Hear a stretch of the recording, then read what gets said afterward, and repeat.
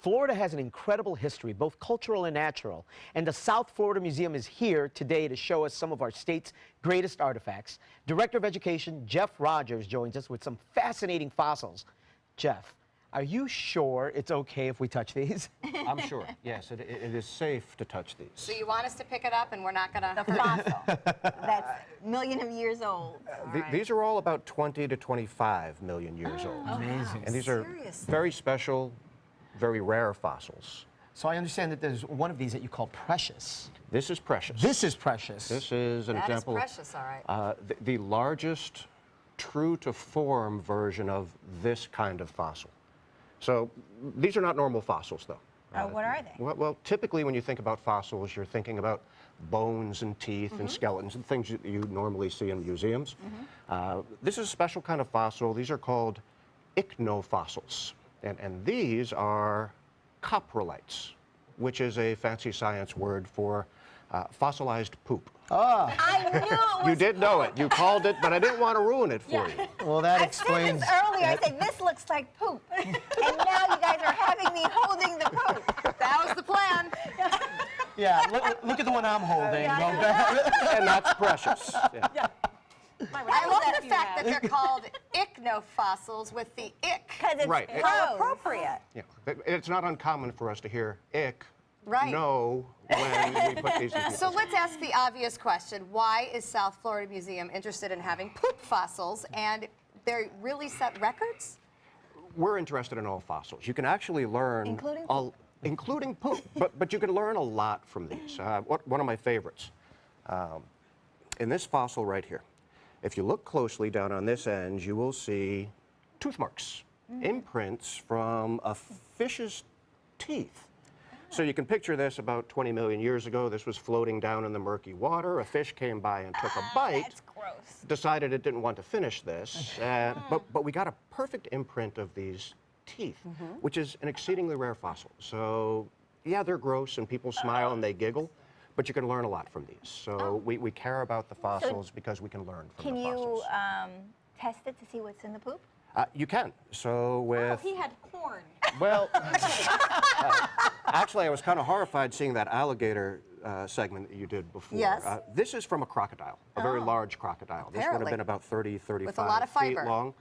So if we wanted to destroy this, we could go in and we might find bones or teeth or scales from something that this Okay, hold ate. it still for just a minute so the Sure. camera can get a look at Precious. Now, did you name this? I knew this was poop. I was like, this looks like poop.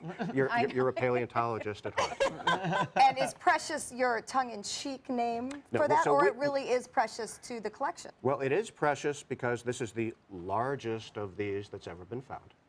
We did not name it. These actually belong to a collector up in Jacksonville named George Franzen, who has the world's largest private collection of fossilized poop, which his wife asked him to get out of the house, so we have it at the museum right now. And he named this Precious because it's the prize of his collection. Wow. And this collection is record-setting. Yep, certified by the Guinness Book of World Records last year. George came in with over 1,700 individual pieces. He has since... I know. Well, How do you find them? I collect scarves. right.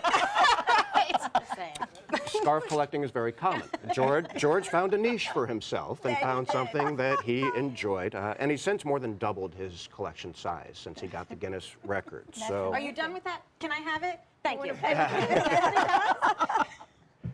Is that a little turd? this one is. So I also collect these. And this one, people often ask, how do you know that this is what you think it is? Right. And the rare special ones have what we call a pinch. Oh, my goodness. All right, on the hold that top. still, because I'm sure our viewers don't want to mistake Well, where right. that came from. Which is Wow. wonderful. Bo Beth isn't coping well. That's And hysterical. we're just going to hold the poop like it's okay? Well, it's not 25 million years old. These are both more than 20 million years old. There's no actual clean poop now. left here. This is minerals and stone. They've just held their shape for us. I like it. It's just strange enough that we like it. But I think from the paleontologist's point of view, to be able to look and see how those animals were living, is really That's interesting. incredible. I mean, that's really something neat. Right, scientifically, we can think of these as little ecosystems in a capsule. So if we can get pollen fossils and learn what types of plants lived in an area 20 million years ago. Or we can get the bones and teeth and learn what other types of animals lived there. So it really is a great fossil find. And it helps people to want to learn about them, because I'm looking around and everybody's smiling. Everybody's kind of it is open to actually hearing interesting. more about. It is very interesting. Thank you so much, Jeff. Oh, you're welcome. Now, Thank you you. can see this exhibit at South Florida Museum through the summer.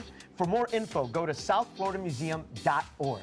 Next, we talk to award-winning comedian Paula Poundstone.